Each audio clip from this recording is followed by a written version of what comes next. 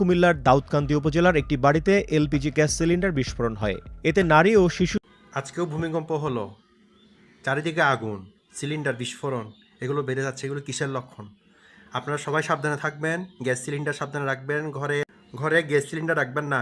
ঘরে বলতে আপনার রান্নাঘরে সিলিন্ডার রাখবেন না। সিলিন্ডারটা দূরে কোথাও কোনো সেফ জায়গায়, কোনো নিরাপদ জায়গায় রাখুন। আমার কথাটাই মনোযোগ দিয়ে শুনুন, কোনো নিরাপদ জায়গায় রাখুন। দরকার দরকার হলে টাকা একটু বেশি যাক, তারপরে তো আপনার জীবনের নিরাপত্তা সবার আগে। আপনার জীবনের নিরাপত্তা সবার আগে, এটা আপনাকে বুঝতে হবে। আপনার জীবন চলে গেলে আপনার এই এত কোটি কোটি টাকা কী আসবে? হ্যাঁ, এই যে অনেকে আছে যে ঘরের মধ্যে এই যে আপনার রান্নাঘরের মধ্যে মানে সিলিন্ডারটা রেখে দেয়, এইসব বিষয়টা আসলে আমরা বুঝি না। আমাদের বিবেকটা কাজ করে না। বিবেক দিয়ে চিন্তা করতে হবে, আবেগ দিয়ে নয়। তাহলে আপনাদেরকে সবাইকে আমি আবারও বলছি যে ইদানিং এই দুর্ঘটনাগুলো বৃদ্ধি পাচ্ছে, আপনারা সবাই সচেতন থাকুন।